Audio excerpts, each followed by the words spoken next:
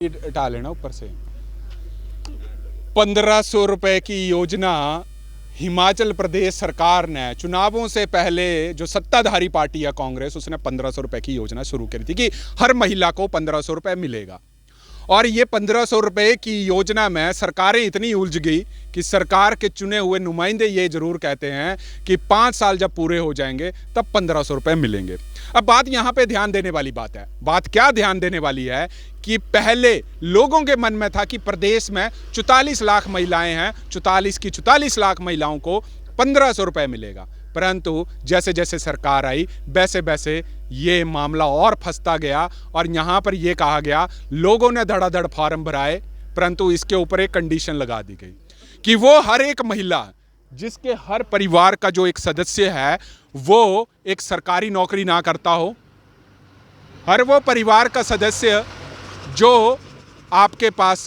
पंचायत में कोई प्रतिनिधि ना हो, हर वो परिवार का सदस्य जो किसी प्राइवेट नौकरी ना करता हो, हर वो परिवार का सदस्य जो आंगनबाड़ी क्षेत्र में ना हो, हर परिवार का क्षेत्र का वो सदस्य जो किसी तरह की पेंशन ना लेता हो, कोई भी परिवार का सदस्य अगर उसका बेटा भी अगर प्राइवेट नौकरी कर रहा है, इनकम टैक्स भर रहा है या कोई दिहाड़ीदार कर रहा है, 50,000 से ऊपर उसकी सालाना इनकम नहीं है, तो तमाम ऐसी इंस्ट्रक्शनें लगा ली। तो इससे तो लगता है कि हिमाचल प्रदेश में कोई भी ऐसा परिवार नहीं है कि जो सरकारी नौकरी ना करता हो। स्कीम के हिसाब से अब यहां पर यह कहा जा रहा है कि अब ग्राम पंचायत के सदस्य ये मेंशन करेंगे, जब भी आपका ग्राम सभा होती है उसमें ये डिसाइड किया जाएगा कि 1500 रुपए मिलने किसको है। हालांकि हिमाचल प्रदेश में बहुत ज़्यादा देखा गया है कि ग्राम पंचायतें तो होती ही नहीं है, पूरा कोरम पूरा होता ही नहीं है, और जब भी पंचायतें अपनी ग्राम सभा करती हैं तो ये भी देखा गया है कि छोटे छोटे मुद्दों के लिए भी काफ़ी लड़ाई झगड़ा हो जाता है। अब 1500 रुपए किसको मिलेगा, 1500 रुपए कौन ऐसी महिलाएं आती हैं जो इस कैटेगरी में आती हैं? क्योंकि सीधी सी बात है कि अगर आप मल्टीटास्क वर्कर हैं, आपके परिवार के सदस्य में कोई मल्टीटास्क वर्कर है, अगर 5,000 रुपए भी महीना ले रहा है, वो भी 1500 रुपए की स्कीम में नहीं आते हैं। तो तमाम 15-16 कंडीशनें ऐसी हैं जिससे छंटनी वैसे ज़्यादा हो जाती है। 44 लाख महिलाओं में की छंटनी वैसे हो जाएगी तो मेरे को लगता है गिने चुने लोग, महिलाएं इसमें बचेंगी। अब मुद्दा क्या यहाँ पर आता है कि सरकार ने 23 करोड़ का बजट तो पास किया इसके ऊपर, उसमें जिला मंडी की महिलाओं को भी दिए गए, जिला हमीरपुर में भी दिए गए, अलग अलग जिलों में जो थी वो बांटी गई। परंतु बात यहाँ पर यही आती है कि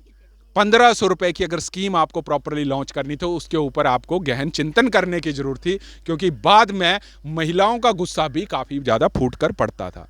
खबरों के मुताबिक यहाँ पर यही कहा जाता है कि अब जो छंटनी है उसमें अधिकारियों के भी पांव जो हैं वो फूल रहे हैं। तो 1500 रुपए आप दीजिए। 1500 रुपए में देखिए आजकल 1500 रुपए तो होता क्या है, परंतु ठीक है सरकार की स्कीम थी कि महिलाओं को हम 1500 रुपए देंगे, परंतु अगर स्कीम देने से पहले ही कंडीशन बता दी होती तो शायद लोगों के मन में ये होता कि देखिए 1500 रुपए सिर्फ उन महिलाओं को मिलेगा जो उस कैटेगरी में नहीं आती हैं, जो कि मैंने आपको बता दी है, कोई भूतपूर्व सैनिक या कोई आपके पास मल्टीटास्क वर्कर, आंगनबाड़ी केंद्र या किसी सरकार, राज्य सरकार का कर्मचारी, केंद्र सरकार का कर्मचारी, या आप कोई पहले से ही कोई पेंशन लेते हो या आपकी तनख्वाह 5,000 रुपये महीने से ऊपर हो, तो परिवार का कोई भी सदस्य जो राशन कार्ड में, हालांकि परिवार के सदस्य अलग अलग भी राशन कार्डों में हो जाते हैं, तो परिवार के कई सदस्य जो थे,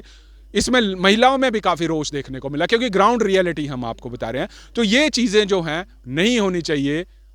जो एक असली जिसको ज़रूरत है वो 1500 क्या, उसको 5,000 रुपये भी मिलना चाहिए, 10,000 भी मिलना चाहिए। तो ऐसी ऐसी स्कीमें लाने से अच्छा है, क्योंकि प्रदेश सरकार की मैं बात करूं, करोड़ों रुपए के कर्जे वैसे ही हैं, करोड़ों के कर्जों को उबारने के लिए अभी बहुत आगे तक जाना है, परंतु ये चीज़ें कैसे भरपाई होगी ये तो आने वाला वक्त ही बताएगा, और 1500 रुपए की स्कीम कैसे सक्सेस होगी ये भी आने वाला वक्त ही बताएगा। तब तक आप जुड़ रहिए हरीश वर्मा के साथ, हिमाचल फास्ट एक्सप्रेस।